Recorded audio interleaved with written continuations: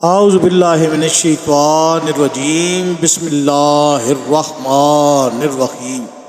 آج کی ویڈیو گستاخوں کے خلاف رسول اللہ صلی اللہ علیہ وآلہ وسلم کے 11 فیصلے۔ پہلا فیصلہ، قتل ابی رافع عبد بن ابی الحقیق الیہودی۔ حضرت برا بن عازب رضی اللہ تعالیٰ عنہ روایت فرماتے ہیں کہ رسول اللہ صلی اللہ علیہ وآلہ وسلم نے انصار کے کچھ لوگوں کو کعب بن اشرف یہودی کی طرف بھیجا۔ عبداللہ بن عتیق رضی اللہ تعالی عنہ کو ان کا امیر مقرر فرمایا۔ ابو رافع یہودی رسول اللہ صلی اللہ علیہ وآلہ وسلم کو اذیت دیا کرتا تھا اور رسول اللہ صلی اللہ علیہ وسلم کے خلاف کفار کی مدد کیا کرتا تھا۔ حجاز کی زمین میں اپنے قلعے میں مقیم تھا۔ جب عبداللہ بن عتیق رضی اللہ تعالی عنہ اپنے ساتھیوں کے ہمراہ اس قلعے کے قریب ہوئے تو سورج غروب ہو رہا تھا۔ لوگ اپنے مویشی گھروں میں لے آئے تھے۔ عبداللہ بن عتیق رضی اللہ تعالی عنہ اپنے ساتھیوں کو فرمانے لگے، تم یہیں بیٹھے رہو، میں چلتا ہوں، چوکیدار سے کوئی ہیلا بہانہ کرتا ہوں، شاید میں اس طرح قلعے میں داخل ہو جاؤں۔ وہ آتے ہی قلعے کے دروازے کے قریب ہوا، پھر خود کو کپڑوں میں اس طرح لپیٹا جیسے قضائے حاجت کر رہا ہو۔ جب لوگ قلعے میں داخل ہو چکے تو دربان کہنے لگا، اگر تو قلعے میں داخل ہونا چاہتا ہے تو جلدی آ جا، گیٹ بند ہونے لگا۔ عبداللہ بن عتیق رضی اللہ تعالیٰ عنہ فرماتے ہیں کہ میں قلعہ میں داخل ہو کر روپوش ہو گیا۔ جب سب لوگ آ گئے تو دربان نے دروازے کو تالا لگا کر کنیاں ایک لوہے کی کیل سے لٹکا دی۔ عبداللہ بن عتیق رضی اللہ تعالیٰ عنہ فرماتے ہیں کہ میں نے چابیوں تک رسائی حاصل کی اور اس طرح گیٹ کھولنے میں کامیاب ہو گیا۔ ابو رافع کے پاس رات دیر تک باتیں ہوتی رہتی، وہ اپنے بالا خانے میں استراحت ہو کر باتیں سنا کرتا تھا۔ حسب معمول جب قصہ وہ واقعات بیان کر کے چلے گئے تو میں نے اس کے بالا خانے کا گشت کیا۔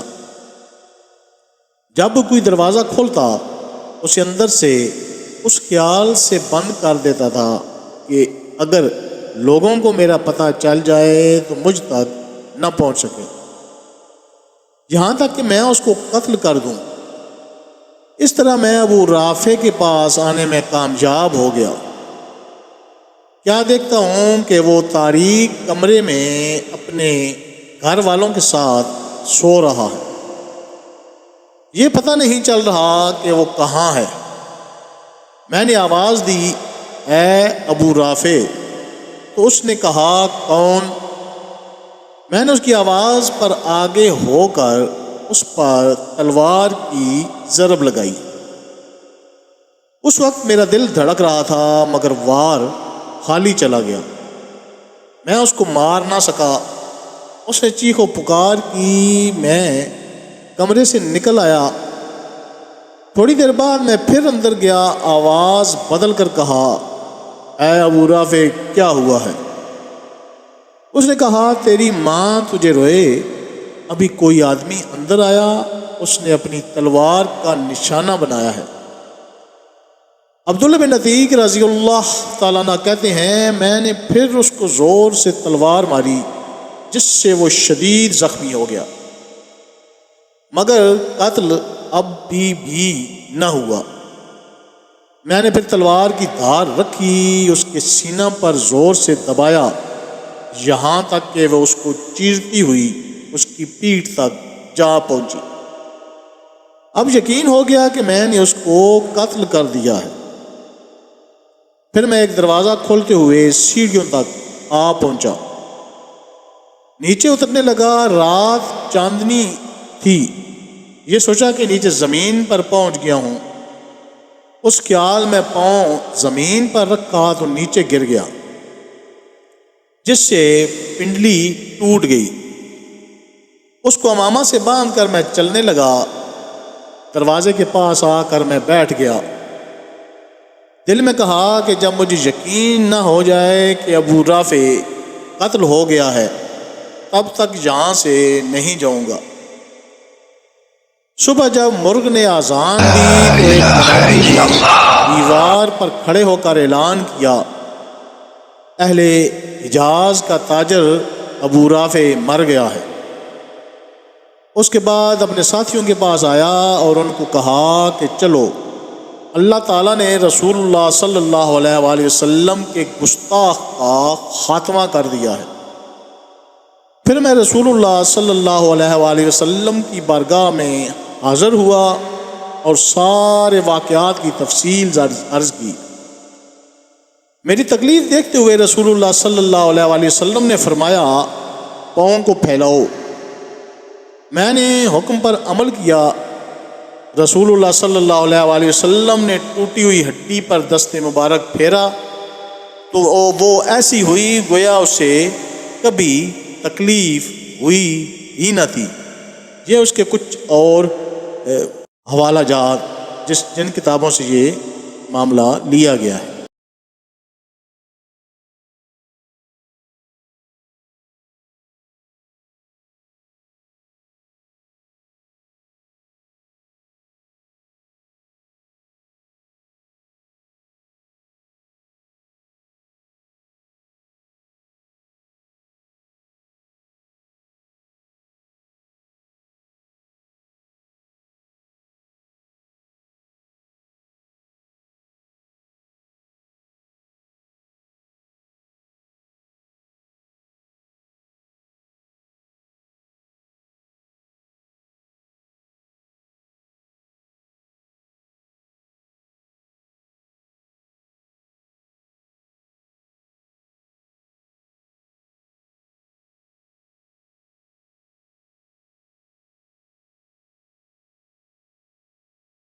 دوسرا فیصلہ، ام ولد کا قتل۔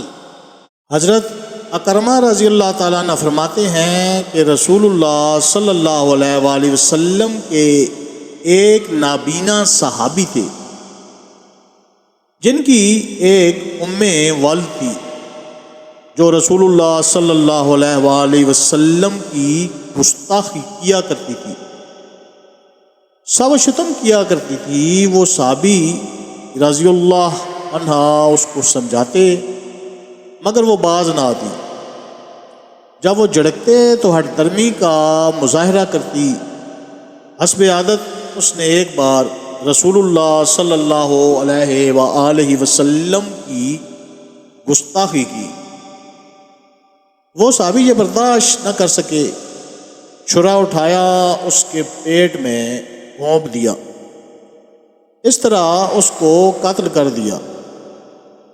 جب صبح ہوئی تو رسول اللہ صلی اللہ علیہ وآلہ وسلم کی بارگاہ میں اس کا ذکر ہوا تو رسول اللہ صلی اللہ علیہ وآلہ وسلم نے سب صحابہ کرام جو جمع فرما کر ارشاد فرمایا، جس شخص نے یہ کام کیا ہے میں اس کو اللہ تعالیٰ کی قسم دیتا ہوں وہ کھڑا ہو جائے۔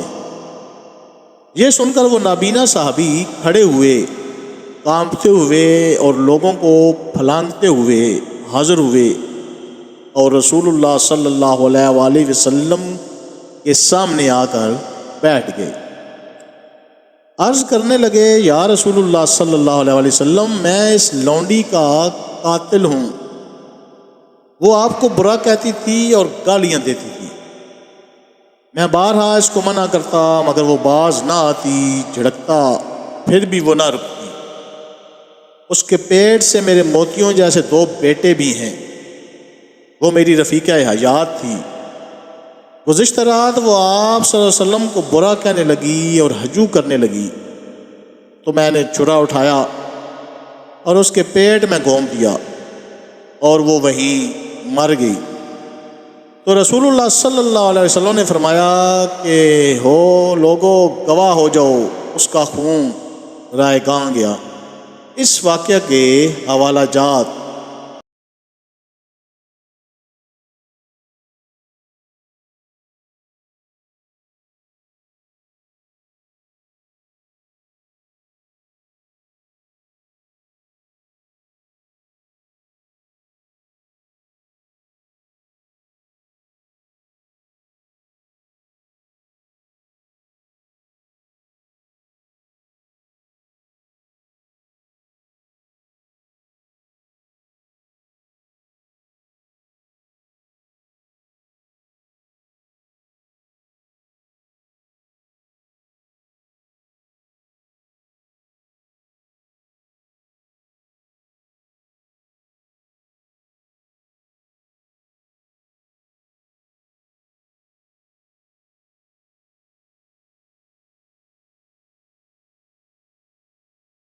تیسرا فیصلہ، یہودیہ کا قتل۔ حضرت عثمان بن ابی شیبہ اور عبداللہ بن الجراح، حضرت جریر سے، وہ مغیرہ سے، وہ شعبی سے، وہ حضرت مولا علی رضی اللہ تعالیٰ عنہ سے روایت فرماتے ہیں کہ ایک یہودی عورت رسول اللہ صلی اللہ علیہ وآلہ وسلم کی بے ادبی کیا کرتی تھی۔ اس بنا پر ایک شخص نے اس کا گلا دبا کر مار دیا، تو رسول اللہ صلی اللہ علیہ وآلہ وسلم نے اس کا خون رائے گاں قرار دیا۔ اس واقعہ کے حوالہ جات: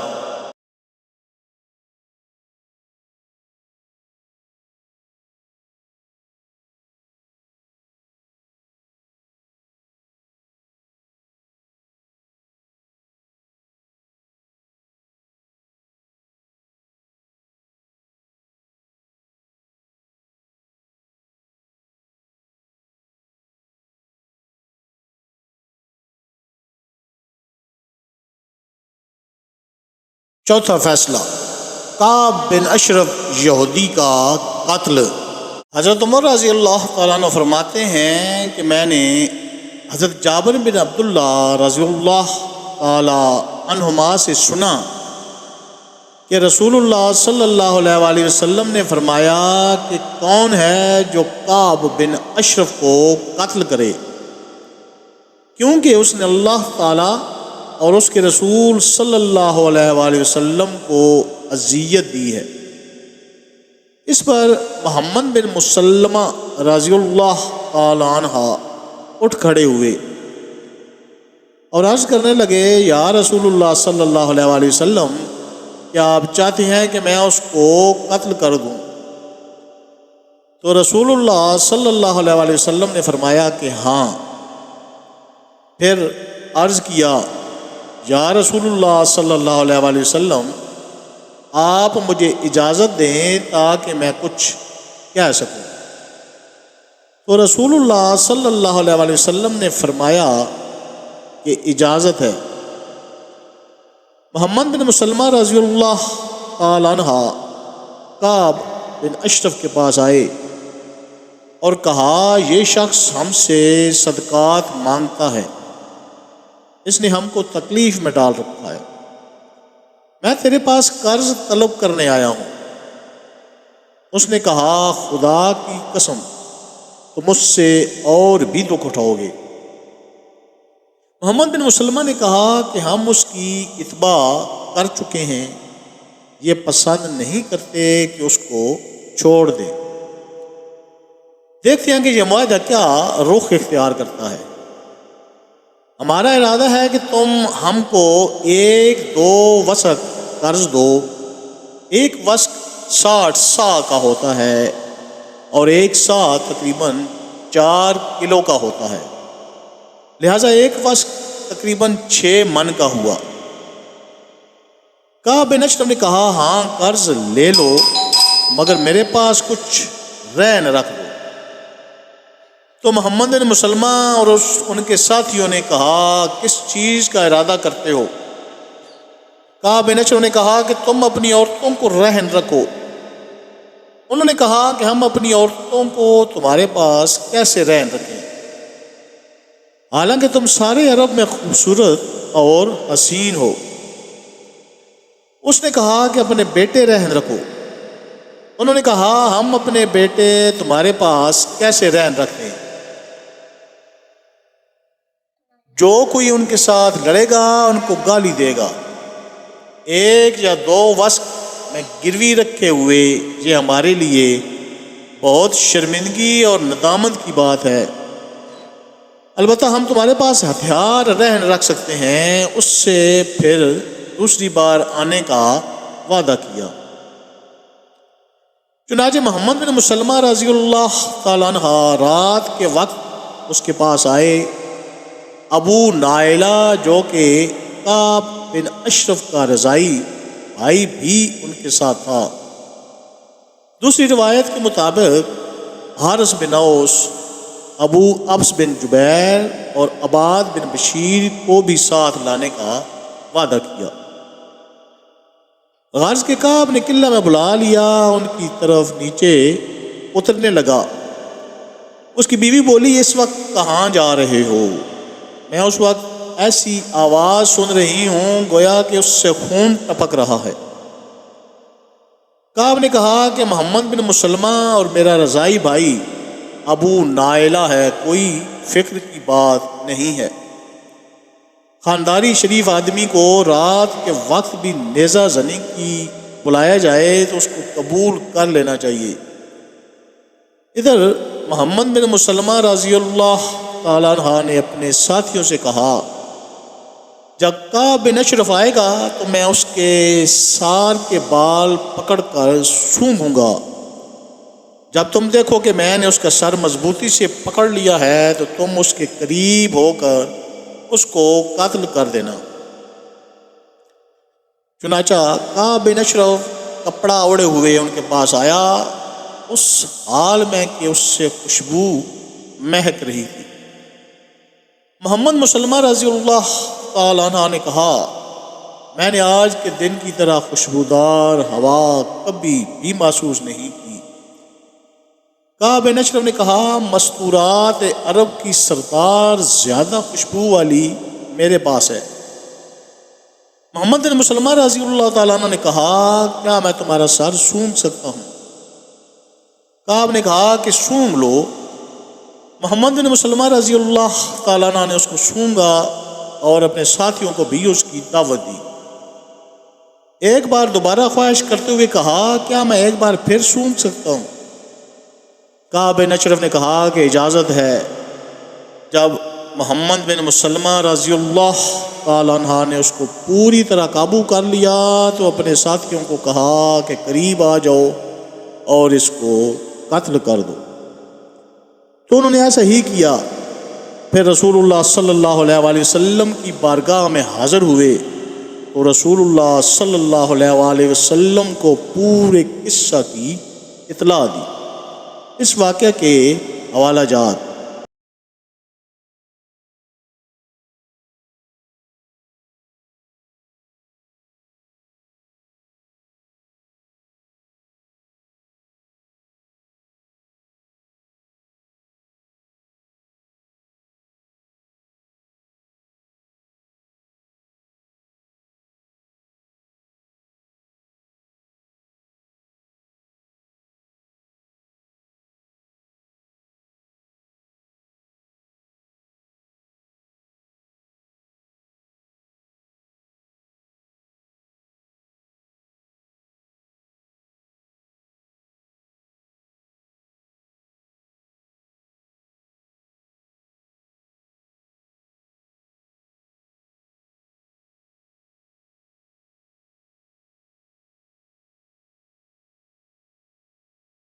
پانچواں فیصلہ، رسول اللہ صلی اللہ علیہ وآلہ وسلم نے منافق کا خون رائگاں قرار دیا۔ حضرت عبداللہ بن عباس رضی اللہ تعالیٰ عنہ سے مروی ہے، بشر نامی ایک منافق کا ایک یہودی سے جھگڑا تھا۔ یہودی نے کہا چلو سید عالم صلی اللہ علیہ وآلہ وسلم سے طے کرا لیں۔ منافق نے خیال کیا کہ حضور تو بے رعایت محض حق فیصلہ دیں گے، اس کا مطلب حاصل نہ ہوگا، اس لیے اس نے باوجود مدعی ایمان ہونے کے یہ کہا کہ کعب بن اشرف یہودی کو پنچ بناؤ۔ قرآن کریم میں طاغوت سے اس کعب بن اشرف کے پاس فیصلہ لے جانا مراد ہے۔ یہودی جانتا تھا کہ کعب رشوت خور ہے، اس لیے اس نے باوجود ہم مذہب ہونے کے اس کو پنچ تسلیم نہ کیا۔ ناچار منافق کو فیصلہ کے لیے سید عالم صلی اللہ علیہ وآلہ وسلم کے حضور آنا پڑا۔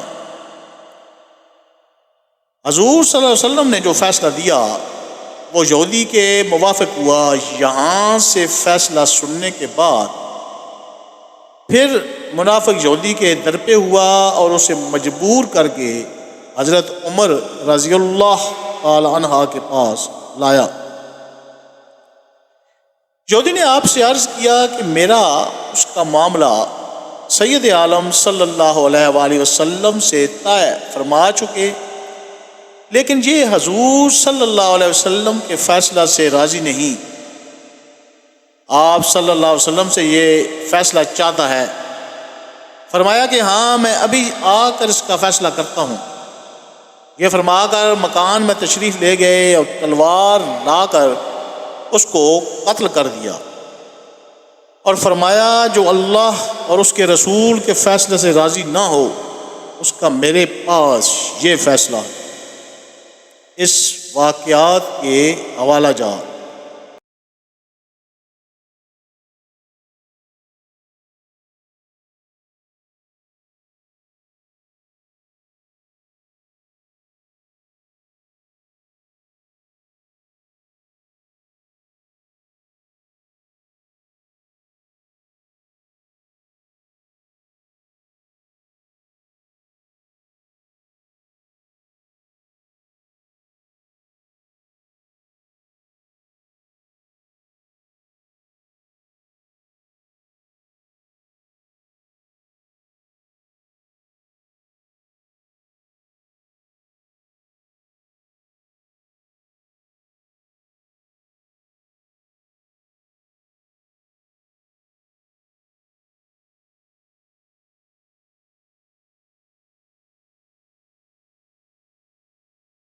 چھٹا فیصلہ، ابو افق یہودی کا قتل۔ امام واقدی نے اپنی سند کے ساتھ بیان کیا ہے کہ بنی عمرو بن عوف میں ایک بوڑھا تھا جس کا نام ابو افق تھا۔ جب رسول اللہ صلی اللہ علیہ وآلہ وسلم مدینہ منورہ میں تشریف لائے تو اس کی عمر 120 سال تھی اور اسلام نہ لایا، اور رسول اللہ صلی اللہ علیہ وآلہ وسلم کی دشمنی پر لوگوں کو ابھارتا۔ جب رسول اللہ صلی اللہ علیہ وآلہ وسلم بدر سے فتح و نصرت خداوندی پا کر واپس تشریف لائے تو اس نے بغاوت کر دی اور کچھ اشعار کہے۔ حضرت سالم بن عمیر رضی اللہ تعالی عنہ بنو نجار سے تھے اور غزوہ تبوک میں عدم شرکت پر رونے والے تھے۔ انہوں نے قسم کھائی کہ اس کو قتل کروں گا یا خود ہی نہ رہوں گا۔ وہ انتظار میں رہے حتیٰ کہ ایک دن چاندنی رات میں گرمی کے موسم میں ابو افق بنو عمرو کے سین میں سویا ہوا تھا۔ حضرت سالم رضی اللہ تعالیٰ عنہ نے اس کے سینے پر تلوار ماری جو اس کی سطر تک چلی گئی۔ اللہ تعالیٰ کا دشمن چیخا، لوگ جمع ہو گئے، انہوں نے قبر کھودی، اس کو دفن کر دیا اور کہا اگر ہم کو پتہ چل جاتا کہ قاتل کون ہے تو ہم اس کو قتل کر دیتے۔ اس واقعہ کے حوالہ جات۔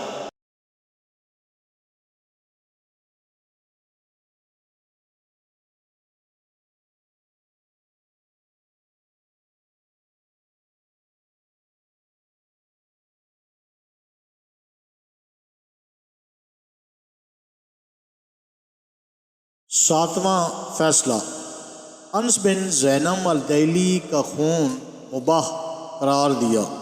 اہل سیر نے لکھا کہ انس بن زینم الدیلی جو کہ قریش کے ساتھ رسول اللہ صلی اللہ علیہ وآلہ وسلم کے ساتھ صلح میں شریک تھا، نے رسول اللہ صلی اللہ علیہ وآلہ وسلم کی ہجو کی۔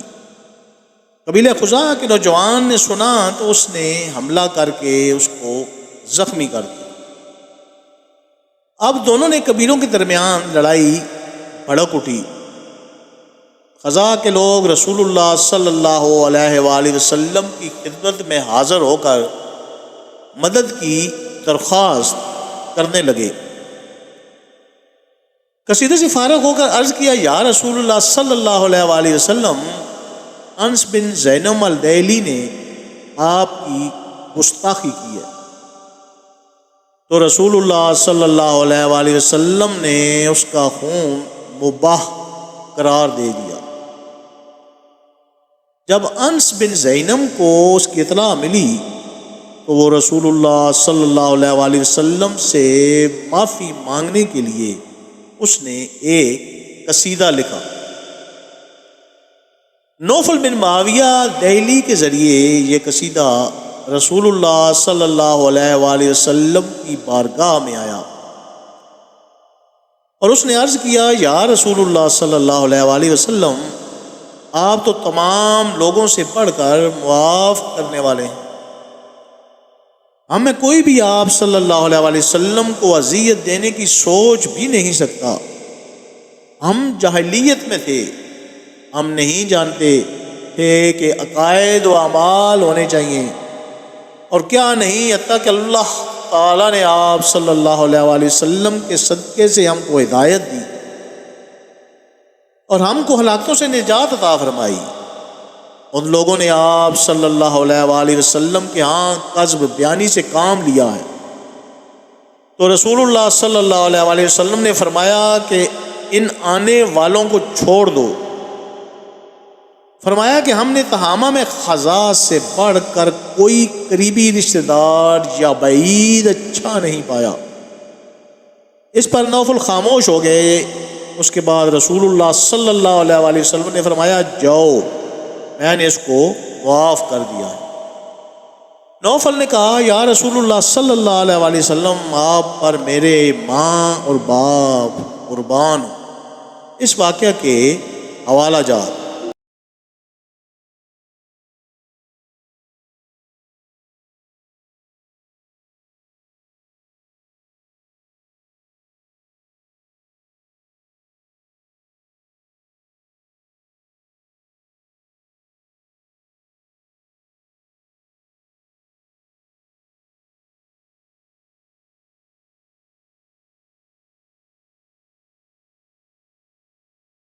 آٹھواں فیصلہ، اسما بنت مروان کے قتل کا مکمل واقعہ۔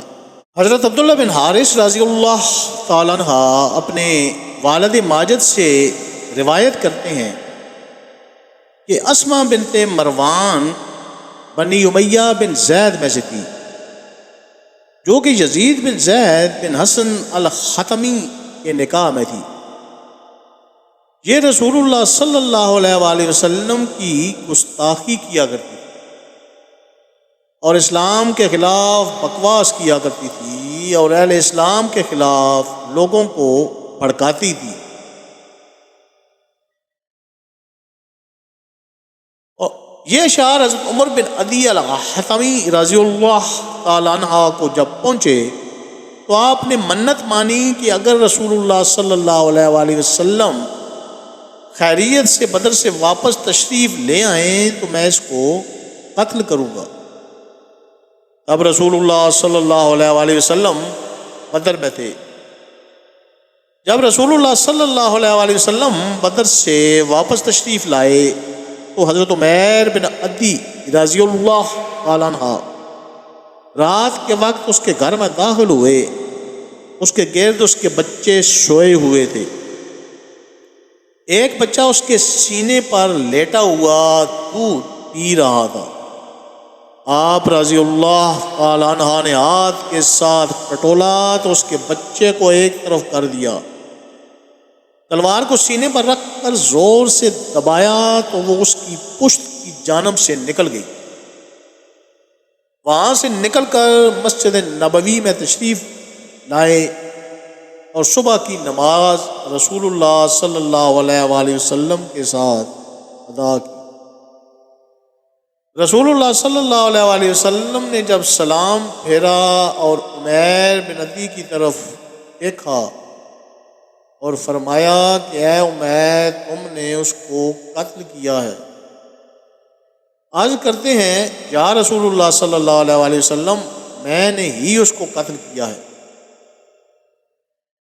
یہ کہتے ہوئے حضرت عمیر بن عدی رضی اللہ تعالی عنہ ڈر رہے تھے کہ میں نے رسول اللہ صلی اللہ علیہ وآلہ وسلم سے اجازت لیے بغیر ایسا کام کر دیا.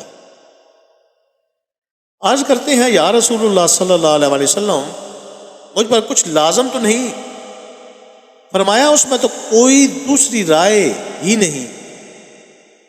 صحابہ اکرام رضی اللہ تعالیٰ عنہم فرماتے ہیں کہ یہ کلمات ہم نے پہلی بار رسول اللہ صلی اللہ علیہ وآلہ وسلم سے ہی سنے.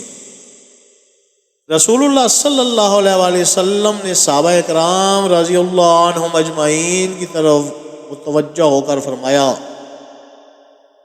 اگر تم ایسا شخص دیکھنا چاہو جس نے اللہ تعالیٰ اور اس کے رسول صلی اللہ علیہ وآلہ وسلم کی غائبانہ خدمت کی ہے تو عمیر بن عدی کو دیکھ لو. حضرت عمر رضی اللہ تعالیٰ عنہ بولے اس نابینا کو دیکھو جس نے رات کے وقت اللہ تعالیٰ کی اطاعت کا فریضہ نبھایا. رسول اللہ صلی اللہ علیہ وآلہ وسلم نے فرمایا نابینا نہ کہو یہ تو بینا ہے. جب حضرت عمیر بن عدی رضی اللہ تعالیٰ عنہ گھر پہنچے تو وہاں لوگ اس گستاخ عورت کو دفن کر رہے تھے. انہوں نے جب حضرت عمیر بن عدی رضی اللہ تعالیٰ عنہ کو دیکھا تو قریب آ کر پوچھنے لگے کیا اس کو تم نے قتل کیا ہے؟ فرمایا ہاں. جو کرنا چاہتے ہو کر لو، اللہ کی قسم جس کے قبضہ میں میری جان ہے، اگر تم تمام لوگ بھی وہ بات کرو جو اس نے کی تھی تو میں اسی تلوار سے تم سب کو قتل کر دوں گا، حتیٰ کہ مر جاؤں یا تم کو قتل کر دوں. اس گستاخ عورت کے قتل کے بعد خاتمی علاقہ میں اسلام کا غلبہ ہو گیا، حالانکہ کچھ لوگ پہلے اپنی قوم سے اسلام کو مخفی رکھ رہے تھے. اس واقعہ کے حوالہ جات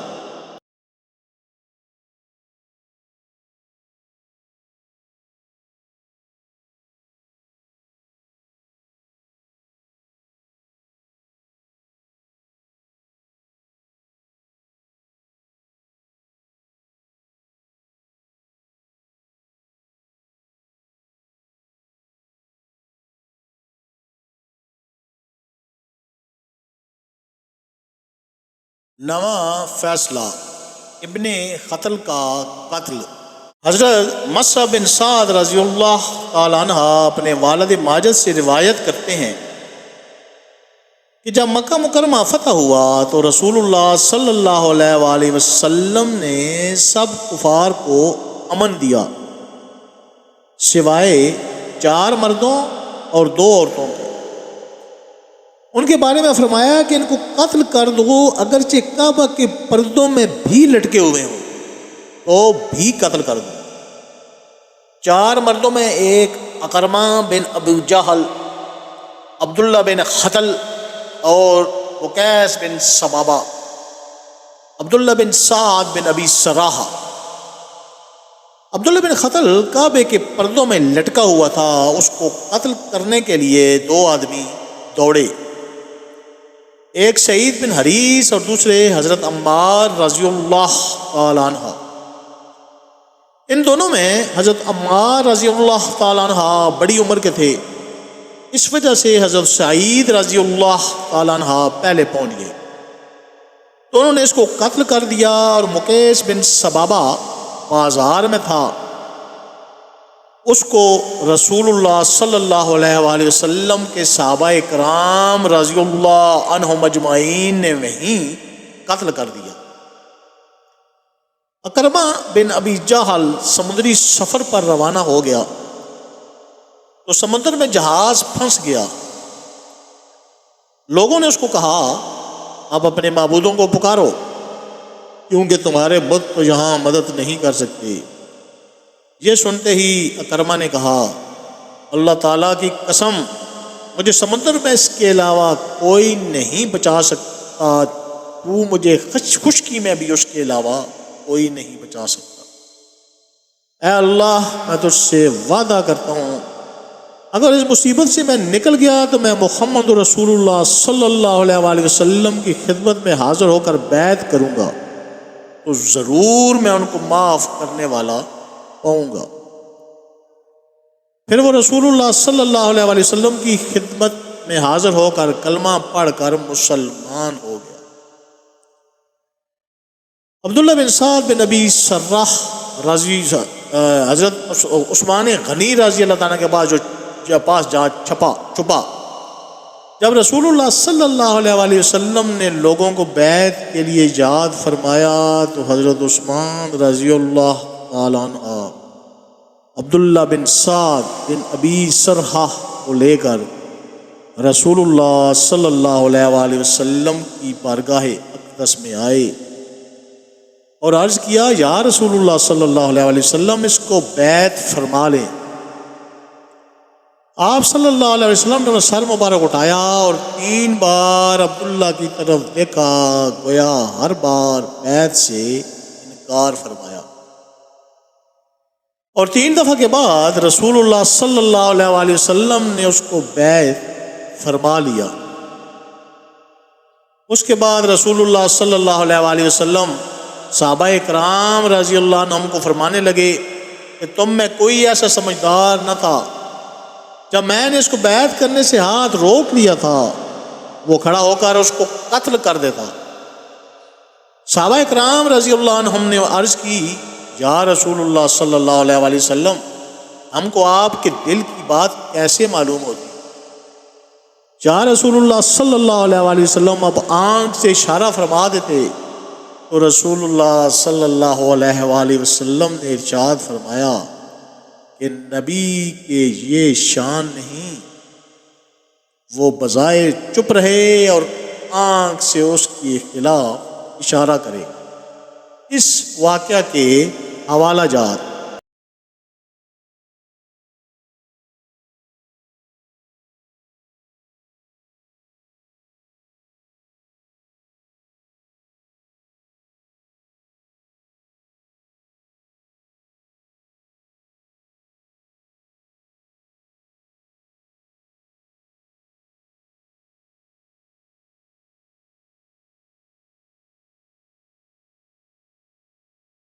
دسواں فیصلہ ابن خطل کی 2 لونڈیاں۔ رسول اللہ صلی اللہ علیہ وآلہ وسلم نے فتح مکہ کے موقع پر جن کے قتل کا حکم دیا ان میں ابن خطل کی 2 لونڈیاں بھی تھیں۔ ان کا نام، ایک کا نام فرتنہ اور دوسری ارنب تھی۔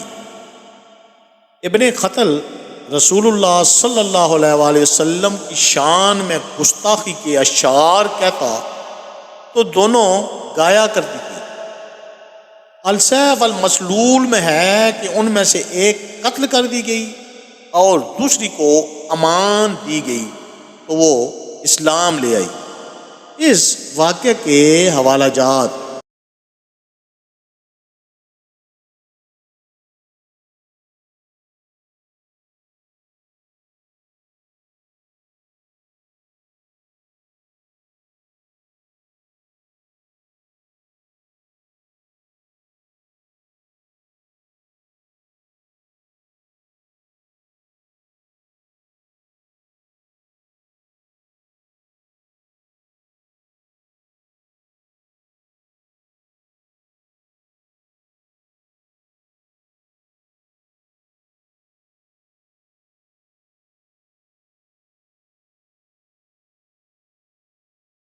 11واں فیصلہ، سگی بہن کو قتل کر دیا۔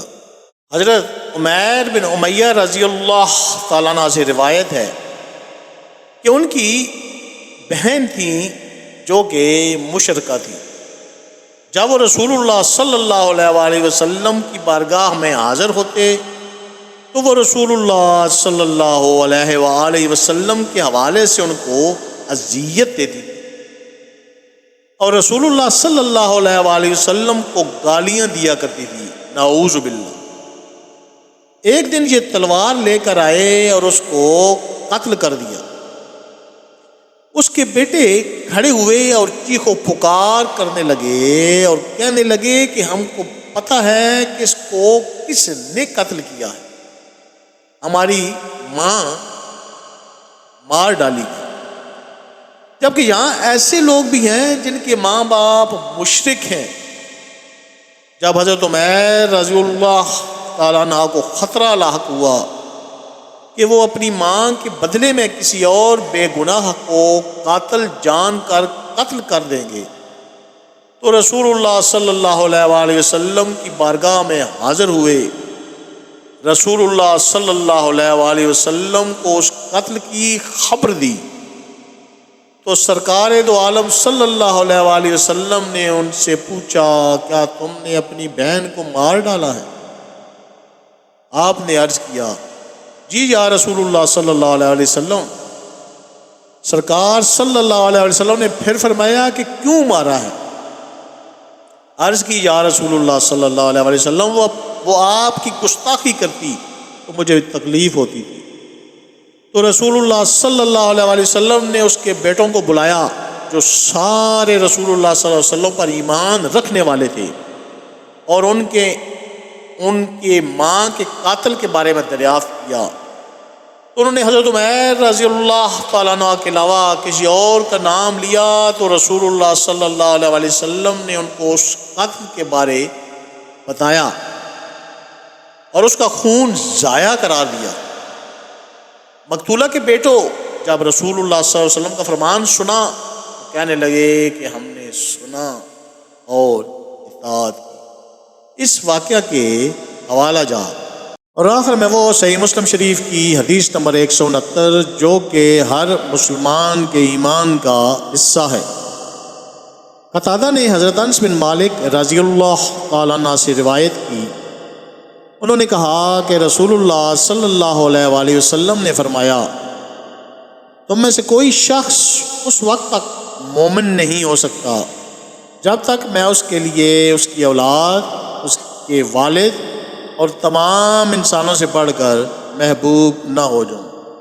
اللہ تعالیٰ ہمیں حضور اکرم صلی اللہ علیہ وآلہ وسلم کے ہر حکم پر عمل کرنے اور اہل بیت و اطہار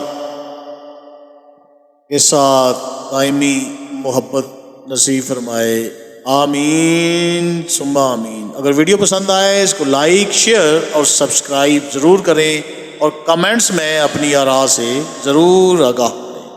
السلام علیکم ورحمۃ اللہ۔